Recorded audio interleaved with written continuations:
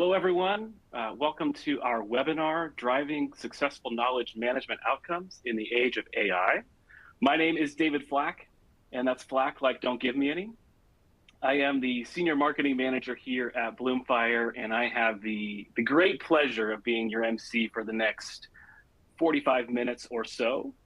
A couple of things before we get started. Right below my video here, you will see a link to a document where we've put together some notes for you to be helpful, so you don't have to worry too much about gathering those notes. And additionally, you'll see, I think this way to my right, a Q&A module where you can ask your questions at any point. The goal for today's discussion is to show you how to successfully build and execute a KM strategy in the age of AI. Our panelists are going to share their perspectives from decades of experience in knowledge management, their take on these newer trends resulting in the current macroeconomic environment and advancements in generative AI. So speaking of, let's meet our panelists.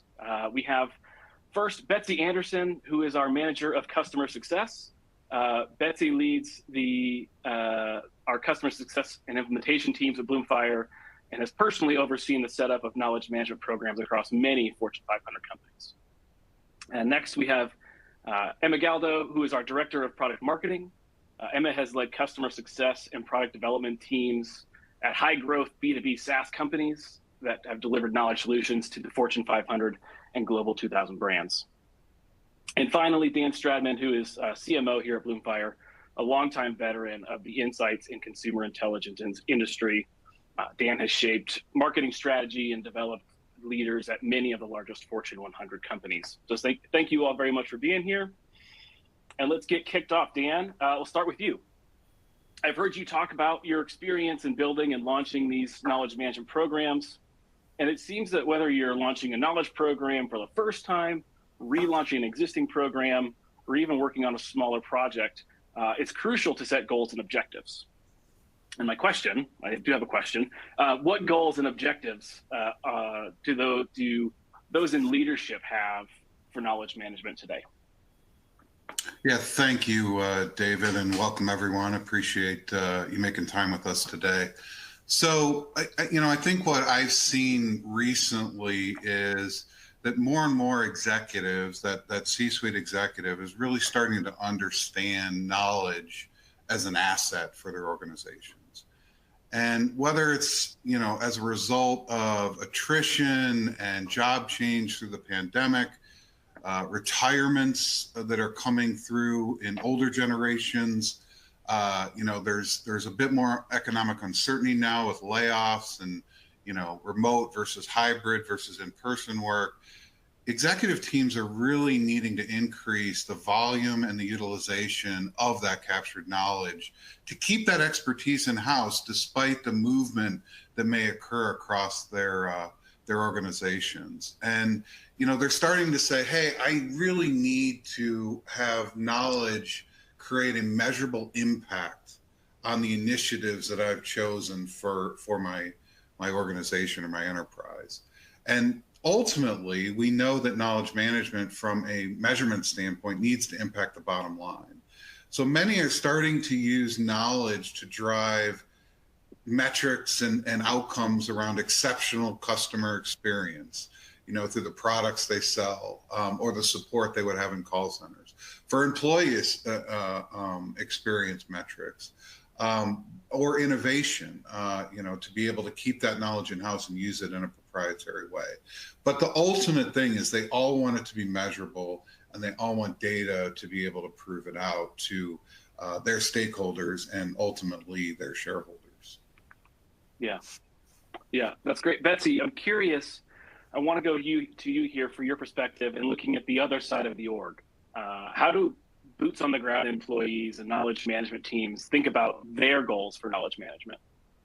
Yeah, I think at the individual level, everybody just wants to have the information that they need to do their jobs. I mean, that's what everybody at every level in the organization wants. I think beyond that, though, as Dan was saying, leadership is starting to see the value of knowledge, and those goals trickle down.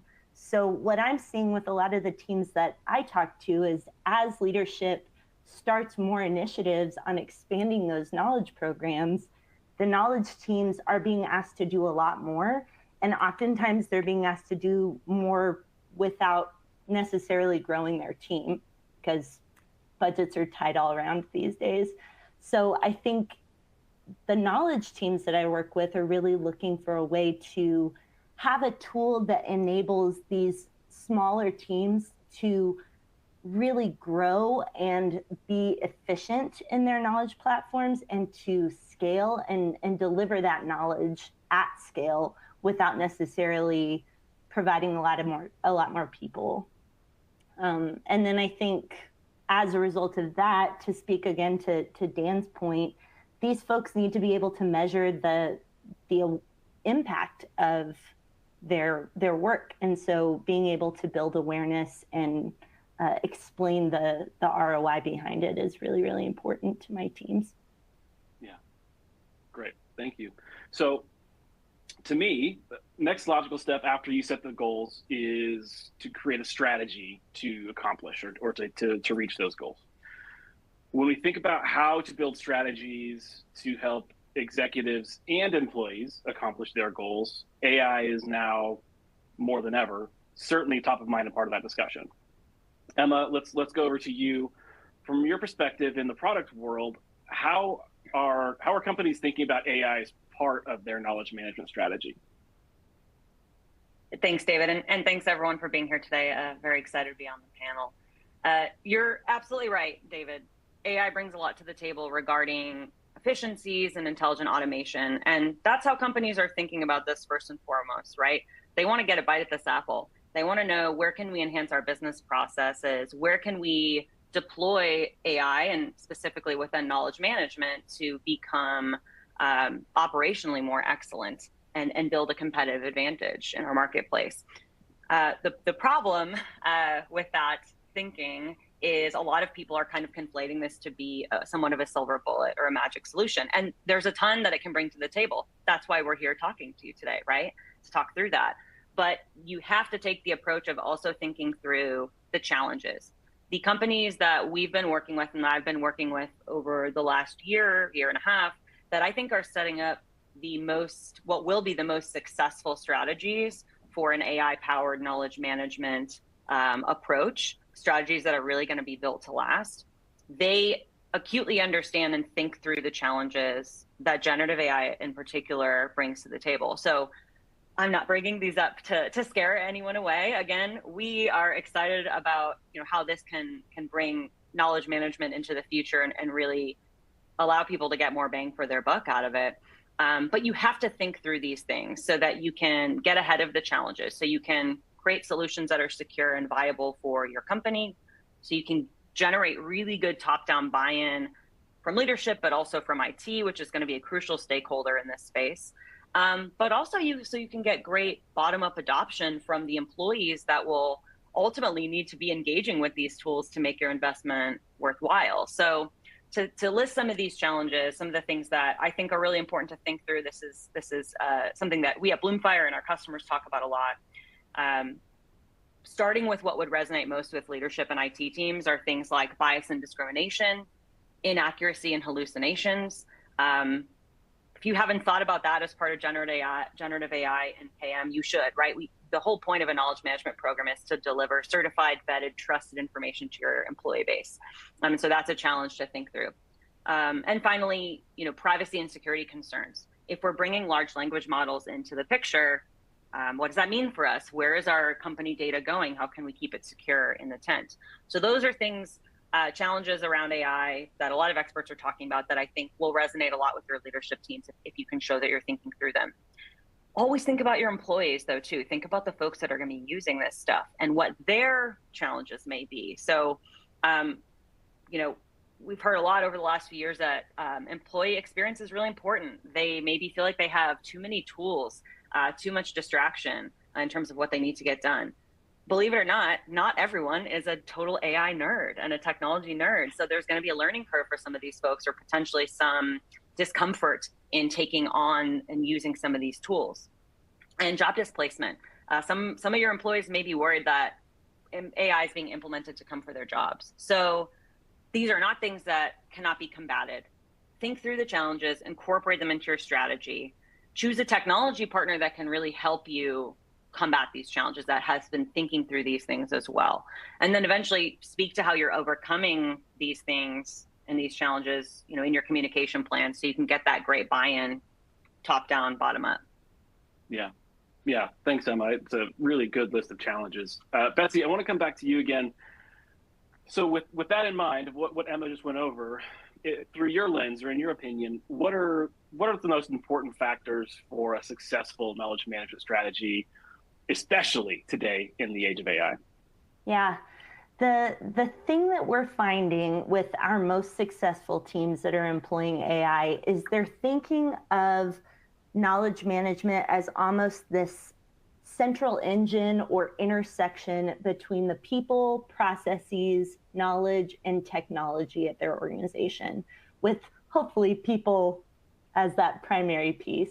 But what they're doing is prioritizing a few key areas. We've actually thought of these as pillars to our AI strategy as well, because we think it's so important. So the first one being that people first mindset. We want to make sure that any technology that we employ is augmenting, not replacing, worker intelligence and efficiency. We want this to be something that equips employees and builds them up rather than replacing them. Another piece that we found to be really important is the accuracy piece, which I feel like we've already talked about a lot today, but making sure that the folks who are on the front lines can really trust the information that they're getting and the results that are being returned. Another piece that we found to be really important is making sure that these tools are accessible to everyone in the organization. We say it a lot internally. These should be tools that can be used by Zoomers to Boomers and everywhere in between.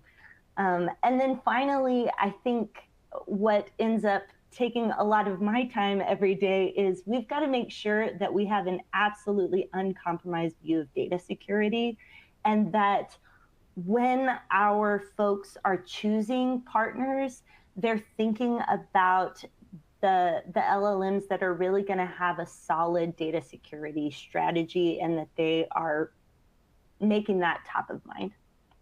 Yeah, great. Thank you, Betsy. So let's get into brass tacks a little bit. So we've talked a little bit about goals, a little bit about how we'll get there and the challenges, but let's talk about strategies and how this can be implemented. So inevitably, technology is going to be a massive part of that equation. Emma, for you, how should technology deliver at a tactical level? Yeah, happy to talk through that. But before I do, I just have to acknowledge Zoomers to Boomers. My favorite phrase of the week. I love it. So the way I think about knowledge management technology is, how does it align with the knowledge life cycle?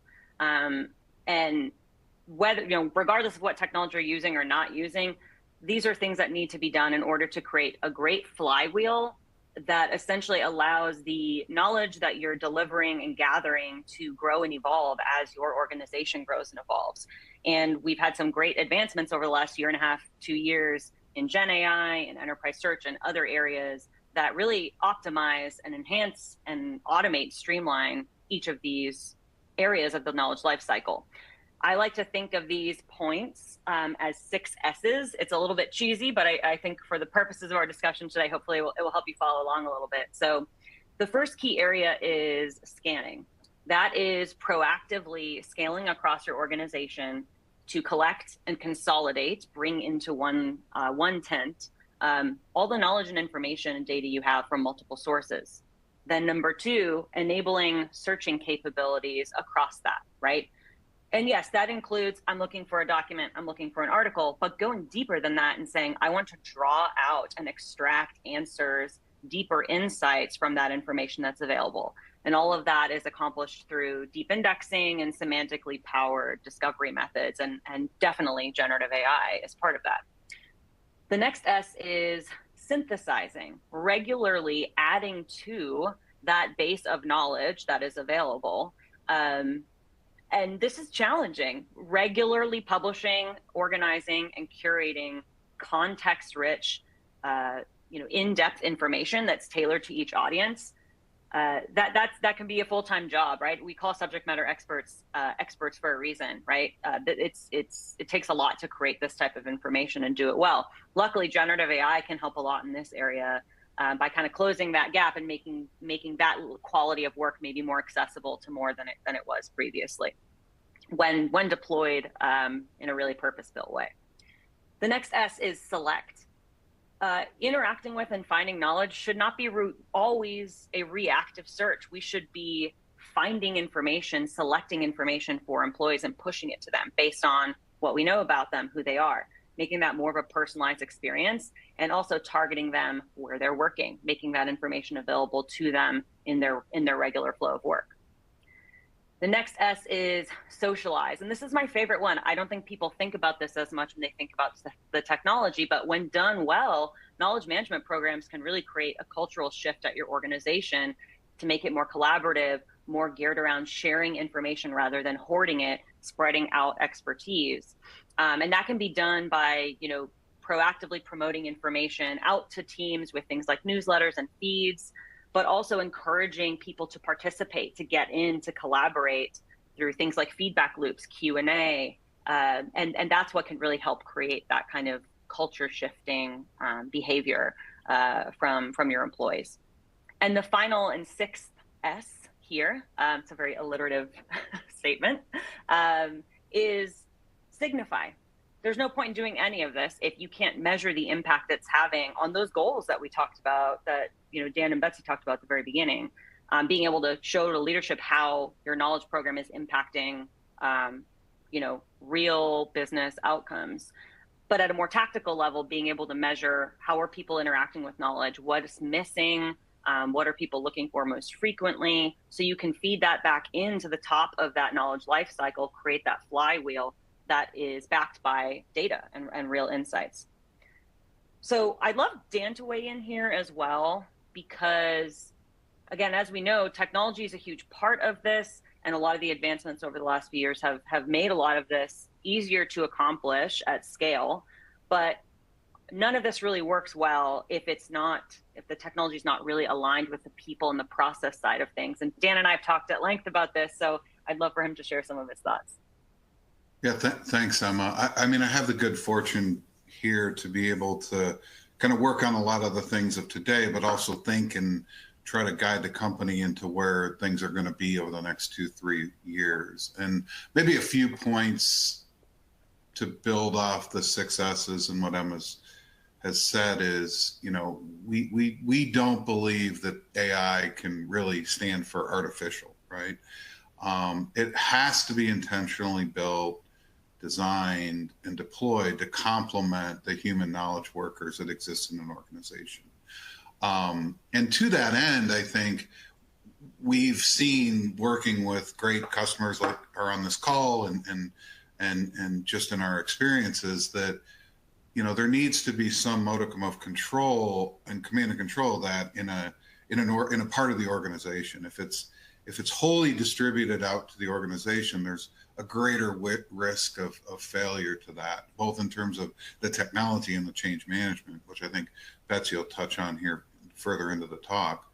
And so, and lastly, I think that knowledge management and technology is really going to end up in the next few years being about optimal process management to an end goal.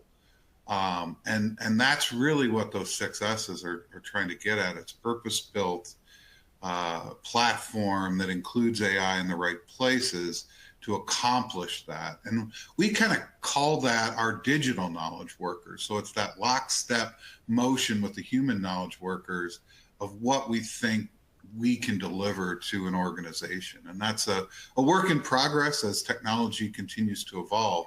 And I think when I've seen it right among our Bloomfire customers, when I've seen it right across my Fortune 500 experience, it really is about having that lockstep between the technology and the tasks that the human workers are trying to accomplish. So, essentially that's kind of our design and future looking strategy for what Bloomfire is and what it will become. It's a digital knowledge worker that can truly sit alongside KM teams to be more effective at delivering knowledge to those company stakeholders, allowing access to the right people at the right moment of inflection.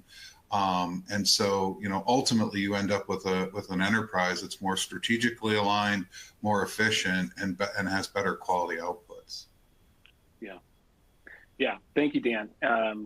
I love this concept of the digital knowledge worker. And for those of you who maybe want to reference those 6 S's again, those are included in that document I referenced before that you can download to help with your notes if you missed them, or if you don't have a photographic memory and remember that all those great S's. Feel free to download that and use that with your notes. So Dan, you alluded to this, and it is our next topic. So we want to keep people at the forefront, and I think whenever you talk about people in this process, change management does come to mind.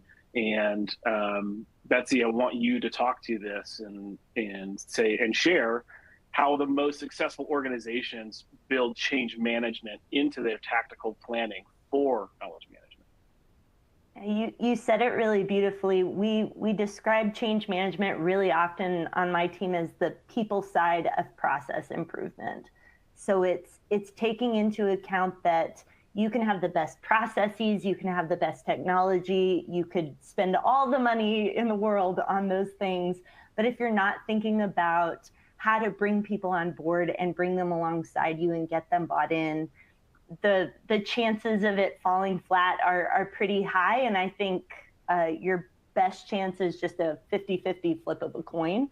So we spend a lot of time internally talking about change management for our customers, especially those who are onboarding. And the ones who are really getting it right are the ones who are thinking about 4 things primarily. First, they're bringing in the right people right away. So they're developing the right partners. They're getting folks from a broad base of different departments, different roles in the organization, so that they can really understand a variety of perspectives. It's tempting sometimes to just focus on leadership, but we found it's really beneficial to go deeper and broader. Additionally, we found that along that same line, making the flow of communication really easy for all of your stakeholders. So that means thinking about both communication from you, but also communication from your stakeholders. So talking and listening in this conversation, making sure that everything that you put out there communication-wise is clear, is easy to understand, but then also making a really obvious vehicle for hearing feedback, whether it's sending out surveys or having, a group that you check in with regularly to hear that feedback. That's huge. That's an easy, fast way to, well, easy maybe not so much, but it's a worthwhile way to make sure that you're getting all of that feedback early so that you can deal with it early. Another thing that we talk a lot about is accelerating assimilation. That's a fancy way of saying remove all the friction points that you can, whether it's the tech friction points where maybe you've got some folks on your team who aren't super tech savvy, making sure that your training resources, help documentation is really meeting them where they're at. Again, Zoomers to boomers. Additionally, I think making sure that any friction points when it comes to access, so thinking about setting up things like SSO, just making it easy to do the right thing. Relieving any friction points, and thinking about processes too, making sure that when you set up a new knowledge base, you're thinking about existing processes and you're trying to work within those as much as possible so that people aren't having to just do change on change on change layering, but they can kind of work the system into their existing life. And then finally, and I think this might be the most important, is being able to prove success over time. And you can only do that if you know what your goals are and what you're measuring toward. So we always encourage customers, make sure that you are thinking about your goals ahead of time, thinking about what metrics you want to hit, whether it's CSAT scores, whatever, setting up those goals ahead of time so that you've got something to measure against, and you can always be kind of telling that story internally and building that equity, if you want, in the organization's knowledge base.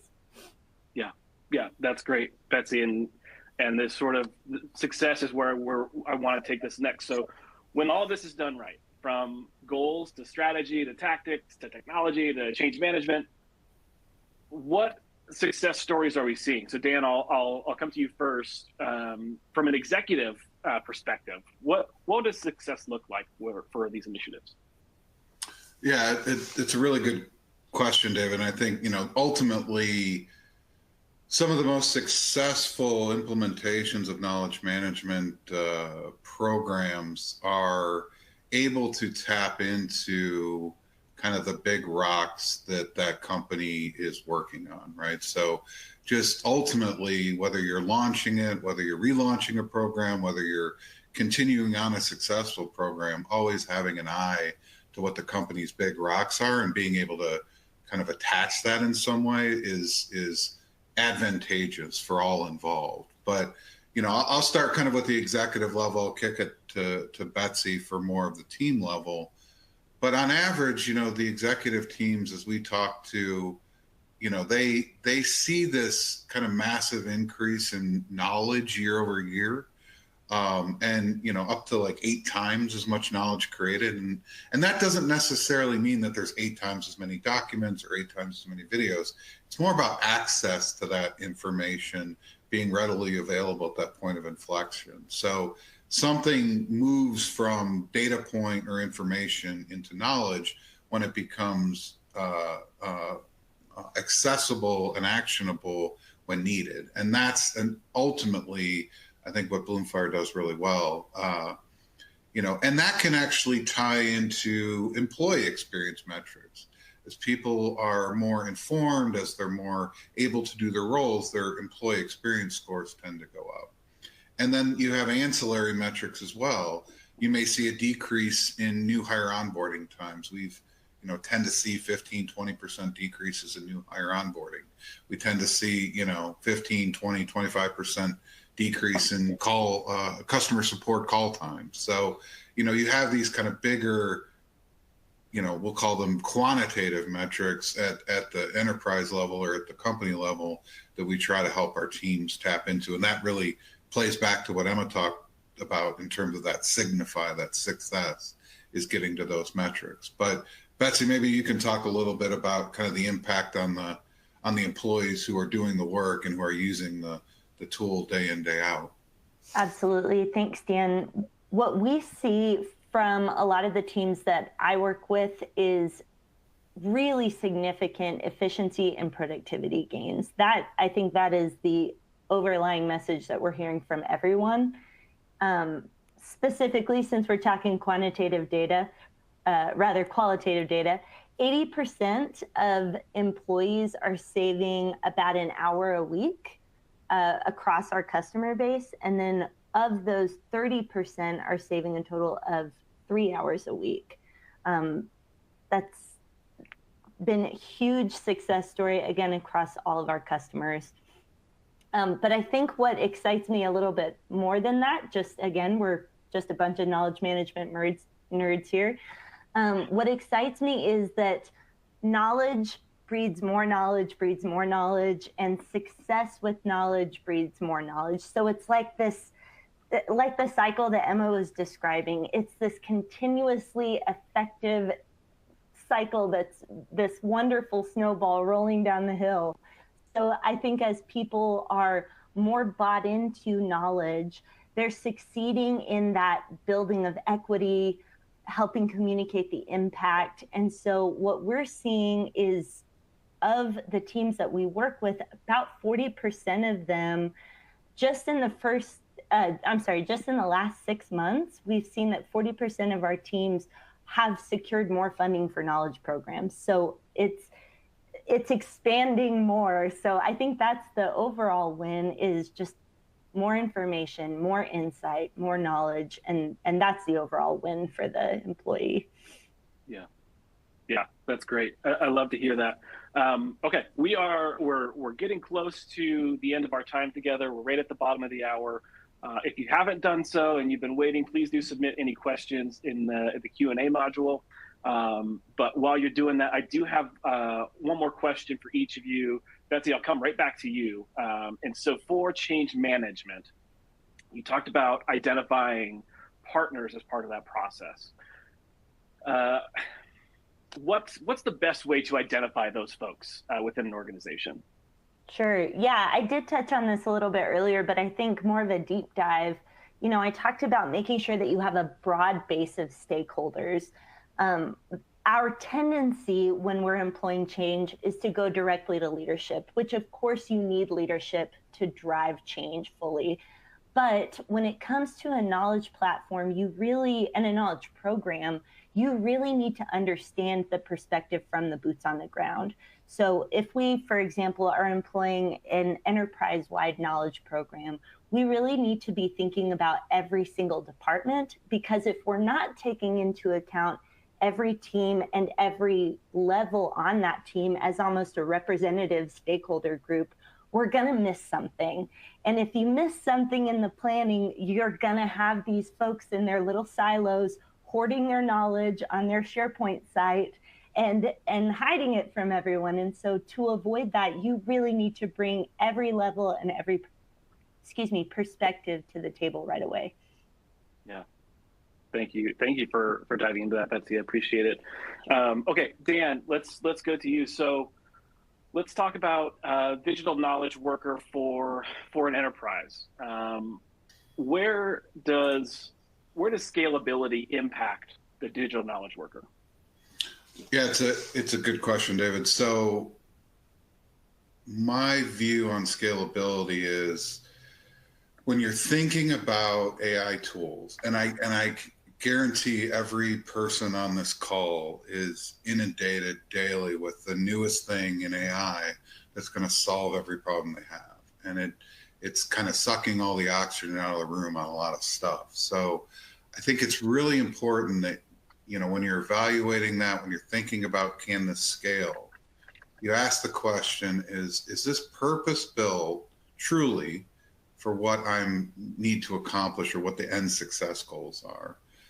What I've seen happen, and again, this is from Fortune, the Fortune 100 companies I've worked for, is when it's unsure technology, you end up with this rollout oftentimes where you come up with this citizen developer type of mentality. And it becomes very distributed. It's very kind of user choice. Great example is like data visualization tools. I think really, really kind of had that happen over the past 5 or 10 years, where you had a tool that was provided to the org, but it was like, yeah, use it how you want to use it.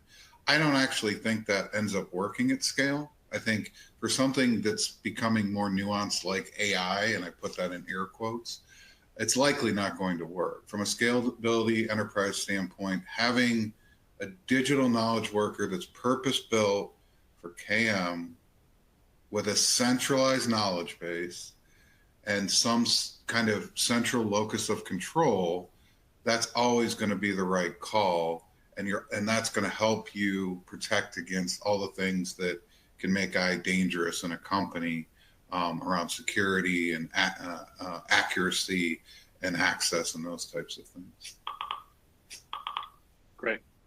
Thank you. Okay, Emma, you're up. So in your opinion, what is the biggest factor to consider when evaluating AI tools for knowledge programs? I'm going to give you 2 factors if that's okay, but I promise it'll be quick. The first is accuracy. We've mentioned this a bunch of times, but knowing that there's some of these risks with hallucinations, the more that your technology can do the heavy lifting on the back end, so that your teams don't have to be experts in prompt engineering, that is like that is a lift to get your entire workforce certified at that level. Let the technology do that heavy lifting on the behind the scenes, so that you know that wherever Gen AI is being deployed, it is purpose built, as Dan was mentioning, to provide tailored, accurate responses based on what they're doing, whether it's looking for information or generating new information. The second thing I'll say is scalability, but in the sense that, is this spanning the entire knowledge life cycle? Am I looking at something that is really just geared towards one part of that cycle, or is it in support of that entire flywheel, those 6 S's that we were talking about? That is crucial in order to get the most out of it. Great, thank you, and totally fine to have 2. Thank you, Emma. Thanks. It's my lucky number, so. Okay. I think we do have a couple of questions from the audience. Dan, I think this first one will be good for you. So the question has a little setup. So some people feel that their jobs are threatened by the impact of AI. For example, market data analysts or content creators. What's a good suggestion to make them feel that AI is an ally to be more efficient in the workplace and not a replacement? Yeah, it's a really great question, and it actually comes from one of my favorite people in the world. So it's my absolute pleasure to answer it. I think that's very true. We've heard that, and it is part of our design thinking around how we want to bring our product to life, and it truly is meant to be for the benefit of the human knowledge worker.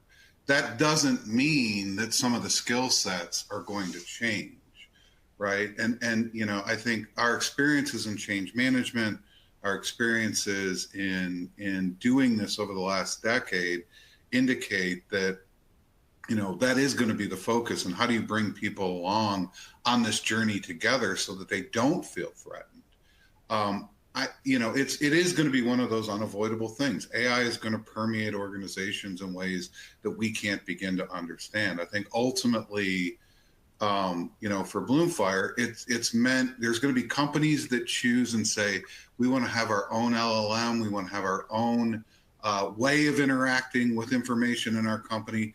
Guess what? Having a certified, codified base of knowledge for that LLM to draw from is an advantage, right? It's going to reduce rot, redundancy, outdated data, trivial data, and be able to feed in better input so that you get better outputs from that. Or on the flip side, you're going to have organizations that say, hey, we want to bring this to life, soup to nuts with a platform.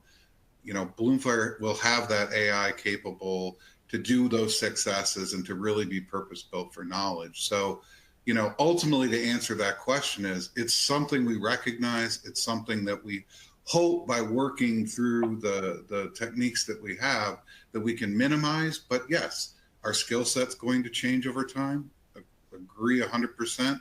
And, folks will have to understand how they interact with these new tools that are being provided. But that's not new news. That's happened, time after time after time over across the years. Yeah. Dan, just to add to that, I've been looking at these tools for months and months and months. They're not at a point yet where they could, not even close, where they could replace an individual who's synthesizing complex, in-depth, analytical type of content. I think what they're great for is elevating existing content, taking it to that level where it's camera ready, it's ready to be published, or for idea starters. But our approach at Bloomfire is humans first. We are true believers that these tools can't be successful right now at all without a level of human interaction and vetting. So that's my take. Thanks, Emma. Okay, one more, Betsy. I think this will be a good one for you. Question is, can you give an example of how AI has significantly improved knowledge management practices in a real-world scenario? Ooh, yeah, I've got lots of examples of this. I think my favorite one right now is we've got a customer who is in the healthcare industry, and they have recently shifted all of their call centers to Bloomfire. And their experience right now is that these people who have been answering calls and having to quickly, respond to customer questions. A lot of these call centers are run by nurses, by the way. So it's these super knowledgeable people, but they have this huge, massive information that they have to sift through. They're getting those answers when the person is on the call. So they're able to answer those questions for folks in real time. So it's not just impacting the nurse, it's impacting the patient. And so being able to see sort of that ripple effect. Additionally, I think the newest forms of AI being able to not just provide sources of information, but actual answers from that vetted information that's housed in their knowledge base, that's just saving them one more step. So again, just quick access to the information that they need, and it's having that ripple effect not only on their employees, but also their patients. Yeah, thank you. That's a great example. Okay, I think we have time for one last one. Emma, let's go to you for this one. So looking into your crystal ball into 2024, what are you most excited about when it comes to knowledge management and or the digital knowledge worker? Ooh, that's a good one. A couple things, and maybe some of these are 2024 and beyond. One of them I touched on a little bit already, but just thinking more about how we can evolve the technology and the user experiences to make generative AI more accessible and just easier to use and interact with and trusted by employees. I think that speaks to the first question that we answered a little bit, right? People are still a little uneasy about it. And I think, again, there's a lot that we can be doing behind the scenes, doing some of that heavy lifting, putting some rails in place behind the scenes so people, really trust the outputs that they're getting and that it's pretty cut and dry how you interact with it. Again, not requiring people to have a ton of exposure to GPTs and prompt engineering certifications or anything like that. Another area where I'm excited is, and I think this is going to evolve down the road, but deploying large language models and AI architecture that are really targeted to specific use cases and applications of knowledge, whether it's research and insights or more of like CS, but creating the large language models and the prompts to be really tailored to the types of outputs that those types of use cases would need to see. I think that's a really interesting and exciting area. And yeah, I think that's what I can come up with off the top of my head right now. Perfect. Two again, my lucky number again. There you go. All right. So we are just about out of time. So thank you so much for joining. If I had to give my key takeaways from my notes, I would say there's really three key things. So capture your goals and objectives, tie those to your company objectives and set yourself up to measure those. Secondly, technology and AI must be purpose-built to complement people, processes, and to achieve the outcomes of what we're calling that digital knowledge worker. And lastly, with any initiative or project, change management and partnership are absolutely critical to make it all successful. So thank you, everybody, for attending. Emma, Dan, Betsy, thank you so much for your time as well. There will be a recording that's shared out in just a couple of hours, so we look forward to seeing that in your email inbox. And you'll also see a link to our next webinar, which will be happening next month. So excited to see you all again in the very near future. Thank you so much, and have a great day.